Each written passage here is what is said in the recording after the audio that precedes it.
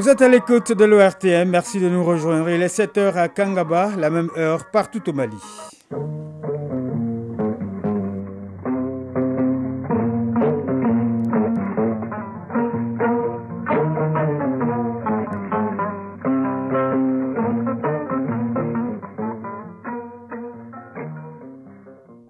Le journal Kodi Sibi.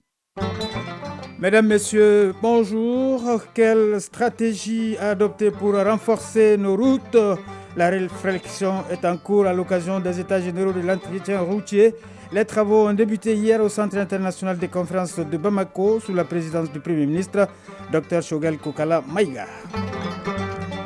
Que les Maliens se donnent la main pour la paix et la cohésion sociale, c'est le message fort du gouvernement à l'occasion de la Semaine nationale de la réconciliation et de la cohésion nationale qui démarre ce vendredi. Vous entendrez dans ce journal le ministre de la Réconciliation nationale. L'érosion avance à grands pas dans certaines communes rurales du cercle de Caille, phénomène qui provoque l'appauvrissement des sols. Aux grandes dames des paysans, Kansoutou Kanouté s'est intéressé à la question dans le dossier du jour. En sport, la Supercoupe Colonel Assimi Goïta connaîtra son épilogue ce samedi avec la grande finale Ségou-Bamako au stade Diarra H de Koulikoro. Et puis, l'AS Real de Bamako joue ce samedi en Ligue des Champions contre le FC Nouadhibou de Mauritanie. Le stade malien de Bamako affrontera dimanche en Coupe de la Confédération les Burundais de Aigle Noir. Voilà pour le sommaire. Bienvenue dans ce journal. Les États généraux de l'entretien routier se tiennent depuis hier au Centre international des conférences de Bamako. L'objectif de ces assises est de réfléchir aux stratégies de renforcement de l'entretien routier en réfléchissant aux enjeux, défis et perspectives de cette activité. La cérémonie était placée sous la présidence du Premier ministre. Le reportage de Alousseni Touré.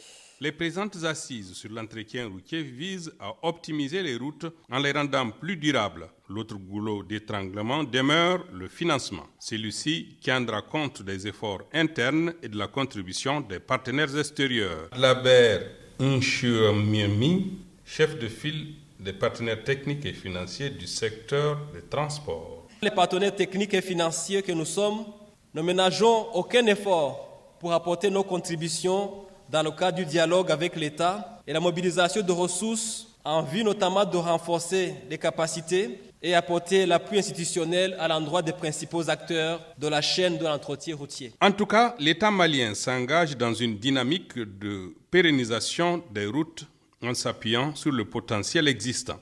Le ministre en charge du transport fonde de réels espoirs sur ces assises. Dambélé Madina Sissoko, ministre des Transports et des Infrastructures. Le département des Transports et des Infrastructures est chargé de mettre en œuvre l'action pour la sauvegarde de ces patrimoines routiers constitués au prix d'énormes sacrifices dont la situation en 2022 se présente comme suit. 25 692 km de routes aménagées sur les réseaux classés, dont 6 511 km de routes revêtues, soit 25,34%, et 19 180 km de routes en terre moderne et de pistes améliorées, soit 74,66%. 5 936 km de routes revêtues, constituées essentiellement de routes nationales, dont 2 340 km sont en bon état, soit 39,42%. Quant au chef du gouvernement, il a précisé les contours politiques de cette activité tout en invitant les acteurs à plus de responsabilités dans la démarche. Dr Choguel Kokala Maïga, Premier ministre. Pour améliorer les performances de l'entretien routier et face à la dégradation continue du réseau routier, permettez que je m'appédantise sur la déclaration de politique générale dans le secteur des transports adoptée par le gouvernement en novembre 1993. La dite déclaration de politique générale fixe comme objectif spécifique les 3 dimensions suivantes. 1.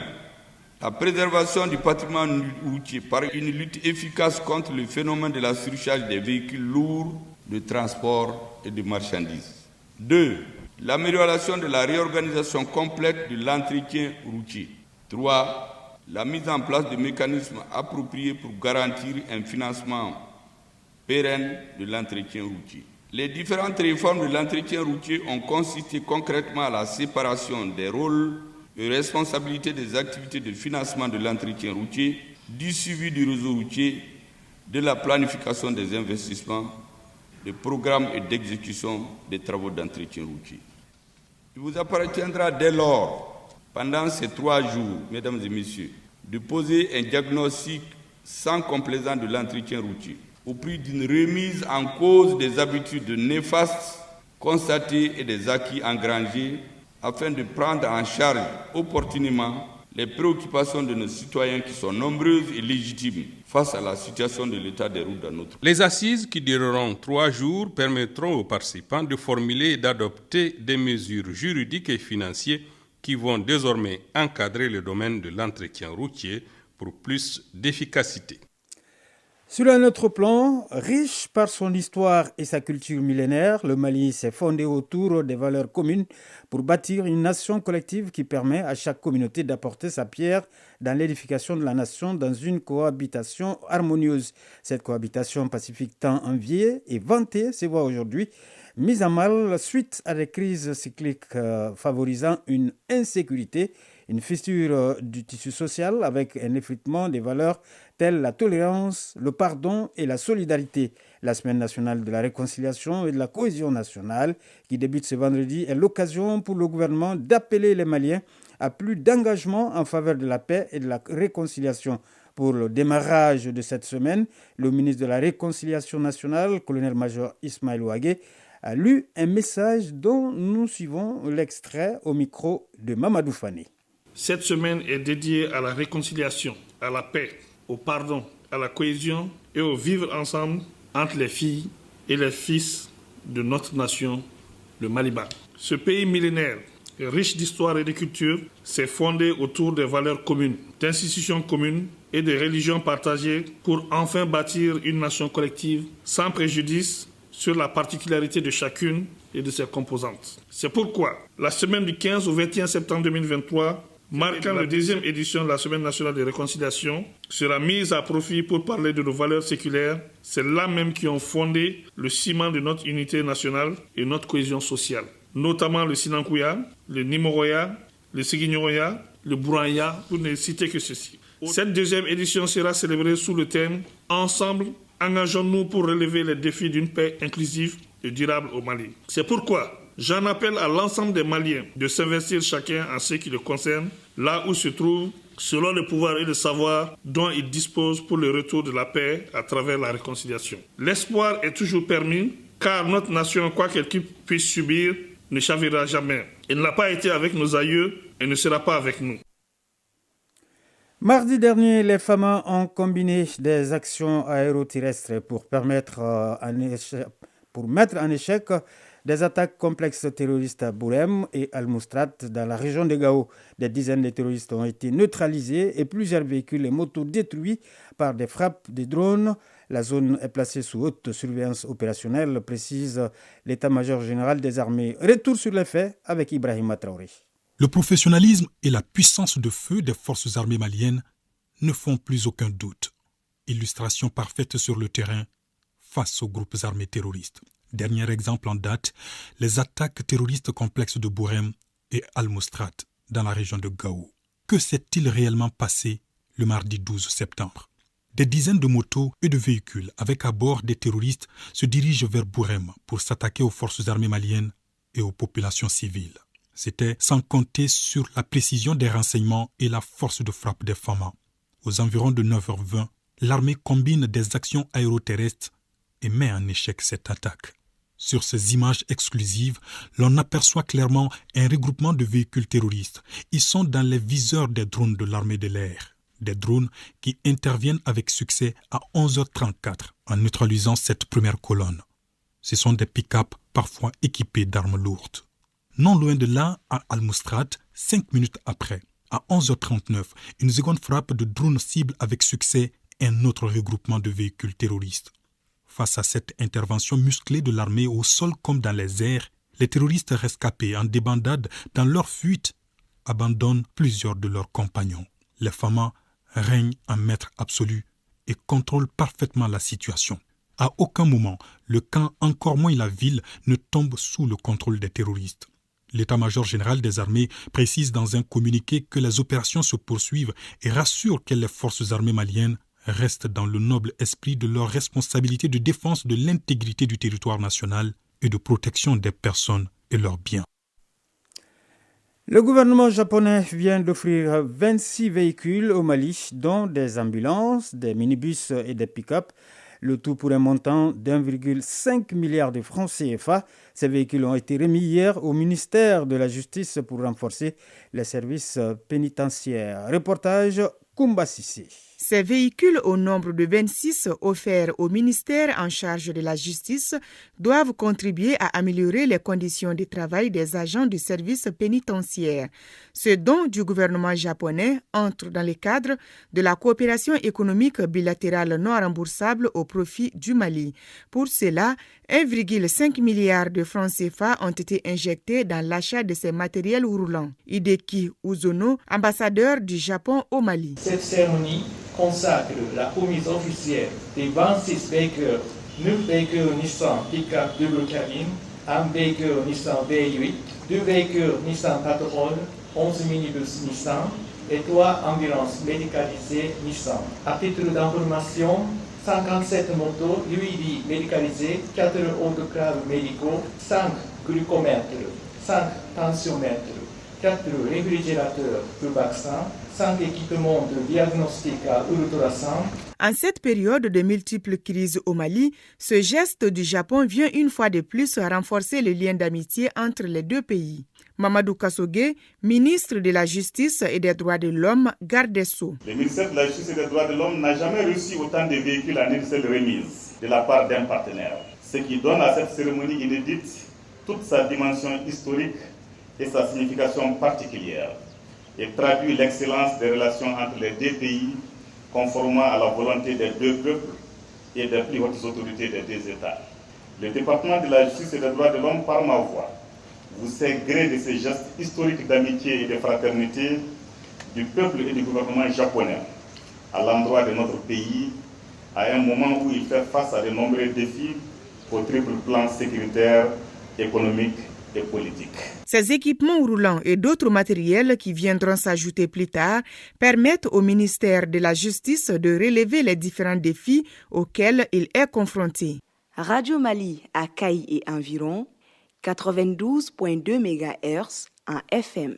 On en vient au dossier du jour. Dans les communes rurales de Samé Plantation, Dialakasso, Papra, dans le cercle de Kaï, l'érosion avance à grands pas, obligeant souvent les populations à se déplacer pour échapper aux destructions des sols qui peuvent causer désormais d'énormes dégâts. Parmi ces dégâts, on peut citer la destruction des maisons, l'appauvrissement des sols complètement lessivés de leurs parties fertiles, empêchant du coup les habitants à cultiver les terres. Dossier signé Kansoutou Kanouté.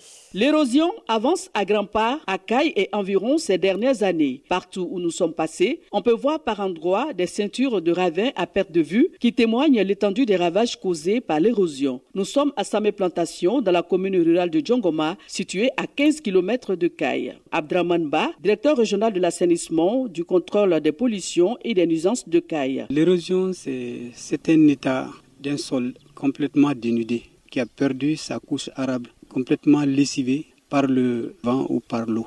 Madou Sissoko, représentant de Amabi Protect. L'érosion a envahi notre cimetière. Ici à Samé Plantation, c'est un village où l'agriculture est beaucoup pratiquée. Ce gros ravin que vous voyez est un danger pour la commune. Oumou Traoré, ménagère à Samé Plantation. L'endroit où nous nous trouvons était bâti un dispensaire depuis les temps coloniaux. Samé Plantation a été fondée en 1906. C'est l'érosion qui a détruit les 10 dispensaires et les maisons aux alentours. Daouda Keita, chef de village de Samé Plantation. D'après ce que nos parents nous ont relaté, lorsque nous étions encore sous le joug colonial, les colons utilisaient le pourguère. Selon ces derniers, ces feuilles étaient très toxiques. Et lorsqu'il pleuvait, l'eau de pluie coulait un peu partout. C'est ce qui a rendu le sol très fragile. l'exposant ainsi à l'érosion. Colonel Aboubakar Sidiki Maïga, directeur régional des eaux et forêts de Caille. Le déversement du latex du pourguer ne peut pas être la seule explication qui puisse maintenant provoquer l'érosion. Lorsque le sol il est pauvre, toute l'eau qui vient, au lieu de s'infiltrer, l'eau va chercher maintenant à se déplacer. L'eau en se déplaçant, il se déplace maintenant avec tous les matériaux maintenant qui sont arrachés au sol. À Papara, situé à 2 ou 3 km de Caille, par endroits également on peut observer l'avancée du phénomène. Ici, certains habitants essaient à leur manière de freiner son avancée. Moussa Diallo, coordinateur de l'entreprise Berdem à Caille. Nous avons constaté que l'État seul ne peut pas. Tout citoyen doit fournir un effort pour accompagner l'État et la commune. C'est dans ce souci que nous avons pris le courage de remplir ici avec les ordures. Quand les ordures ont un certain niveau, on met les pierres et on met les ordures encore. C'est comme ça que nous sommes arrivés à remplir tout ça. Abdraman Ba, directeur régional de l'assainissement, du contrôle des pollutions et des nuisances de Caille. Au niveau des champs de culture, les paysans peuvent faire des actions très simples. C'est-à-dire que ce qu'on appelle les cordons pierreux par exemple. Donc vous prenez des pierres et vous les disposez de façon concentrique, c'est-à-dire de façon à caler les eaux de ruissellement, de façon perpendiculaire, mais en faisant des zigzags. Vous constaterez que la terre arable drainée par les eaux va être bloquée par le cordon pierreux. Au fil du temps, vous constaterez qu'il y aura donc de la végétation. Les herbes vont d'abord pousser parce qu'elles demandent moins d'eau. Et après, donc, il va se créer une humidité et cette humidité va conduire à la poussée des arbustes. 2 ans, 3 ans, vous constaterez que la végétation s'installe progressivement. Dans le sec de Caille, beaucoup de communes rurales et villages sont menacés par l'avancée de l'érosion. L'actualité hors de nos frontières en Libye, l'aide étrangère commence à arriver à Derna où la tempête Daniel a provoqué le week-end dernier entre 18 000 et 20 000 morts selon un dernier bilan officiel. Tripoli a envoyé un convoi d'aide humanitaire et versé 412 millions de dollars pour la reconstruction de Derna. Pour l'instant, il y a sur place des secouristes d'Égypte, de la Tunisie, des Émirats arabes unis, de la Turquie et puis de Qatar. La Tunisie interdit la visite d'une délégation du Parlement européen sur son territoire, provoquant de vives réactions des eurodéputés. Certains d'entre eux ont même réclamé la suspension de l'accord migratoire conclu entre l'Union européenne et la Tunisie. Ce partenariat signé en grande pompe en juillet dernier à Tunis est notamment censé faire baisser le nombre de départs de migrants depuis les côtes tunisiennes en échange d'une aide européenne de plusieurs centaines de millions d'euros. La délégation composée de 5 eurodéputés, dont 3 Français, devait se rendre à Tunis hier pour mieux se rendre compte de la situation politique actuelle du pays et faire le point sur cet accord.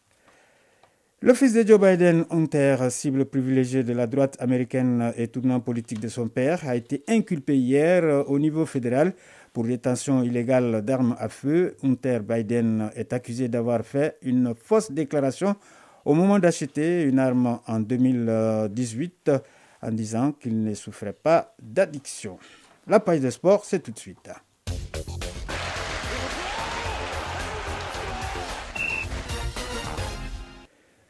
Ségou Bamako, c'est l'affiche de la finale de la Supercoupe Colonel Assimi Goïta prévue demain au stade Mamadou H de Koulikoro. Compétition africaine des clubs, l'AS Real de Bamako joue demain au stade du 26 mars en Ligue des Champions contre le FC Nouadhibou de la Mauritanie. En ce qui concerne la Supercoupe d'Afrique des clubs, l'équipe d'Al Ali et l'USM Alger s'affrontent ce vendredi. Au King of Fahd International Stadium de Riyad, en Arabie Saoudite, la rencontre débutera à 18h. Le résumé de l'actualité sportive avec Isaac Tinou. Coupe du monde des moins de 17 ans en Indonésie 2023, le Mali connaîtra ses adversaires aujourd'hui. Le tirage au sort aura lieu à partir de 15h. Les aigles cadets sont dans le chapeau 2 avec l'Allemagne, l'Angleterre, la Corée, l'Argentine et l'Équateur. Les 24 nations seront réparties en 6 groupes de 4. Les 2 premiers de chaque groupe ainsi que les 4 meilleurs troisièmes seront qualifiés pour la phase à élimination directe. Mali, Maroc, Burkina Faso et Sénégal, les représentants de l'Afrique dans cette Coupe du monde. Sur la scène africaine, Supercoupe de la CAF, l'équipe de l'Ali et USM d'Alger s'affrontent ce vendredi au King Fahd International Stadium de Riyad en Arabie Saoudite. La rencontre débutera à 18h. Qui succédera à la Renaissance Berkane sacrée la saison dernière à la surprise générale contre Wydad de Casablanca? Il faut attendre la fin de cette rencontre pour le savoir. El Ahly d'Égypte, vainqueur de la dernière Ligue des Champions de la CAF en ayant battu le Wydad de Casablanca sur un score cumulé de 3-2, a inscrit ainsi son nom pour la 11e fois au palmarès de la plus prestigieuse des compétitions des clubs sur le sol africain. L'USMA, de son côté, a décroché son tout premier titre continental en battant les Young Africa en Coupe de la Confédération. Restons dans le cadre de la compétition africaine des clubs pour dire que l'ASL de Bamako joue demain au stade du 26 mars contre le FC Nouadhibou de la Mauritanie en Ligue des Champions. Un match que l'ASL compte jouer à fond et réaliser un bon résultat avant le match retour. Noundiane Sepoulin veut rester concentré sur le sujet. Il a dit au micro de Famour Yourté. Je connais le football mauritanien. J'ai été en Mauritanie plusieurs fois pour les matchs amicaux et les éliminatoires aussi du CHAN où j'ai été là-bas. La dernière compétition du CHAN, j'ai joué contre la Mauritanie. Donc je les connais très bien et c'est pour cette raison que je vous ai dit qu'ils progressent. Donc, ce match-là, il faut le prendre au sérieux. Voilà, il ne faut pas minimiser l'adversaire. On tombe sur la Mauritanie, c'est un match de foot réellement qu'il faut prendre au sérieux. Voilà, si on veut se qualifier. Et puis pour terminer, 3e édition de la Supercoupe Colonel Assimi Goïta, Ségou Bamako, c'est l'affiche de la finale. Une finale prévue demain. Abdul Karim Kaba nous plante le décor. Ségou Bamako, l'affiche de la finale de la Supercoupe au Colonel Assimi Goïta. C'est une question de retrouvailles pour la déformation. Les finalistes du jour étaient dans la poule B de cette édition de 2023 de la Supercoupe au Colonel Assimi Goïta à Koulikoro. Cette rencontre sera-t-elle une revanche pour Ségou ou une confirmation pour l'équipe de Bamako? Déjà, lors de la 4e journée des poules, la formation de la capitale avait gagné par 4-1. Lassine Sissé, entraîneur de Bamako. On connaît de quoi l'équipe est capable de produire en termes de jeu et en termes de duel physique. Donc on va se préparer comme tous les autres matchs. Adama Traoré, entraîneur de Ségou. On est au bout de l'effort, donc on cherche le trophée, Inch'Allah. Tous donc ce samedi au stade Mamadou Diarra H de Koulikoro pour la finale de la Supercoupe au Colonel Assimi Goïta, édition 2023. Les rencontres Real de Bamako, FC Nouadhibou et Ségou Bamako à suivre sur les antennes de la radio nationale en multiplex.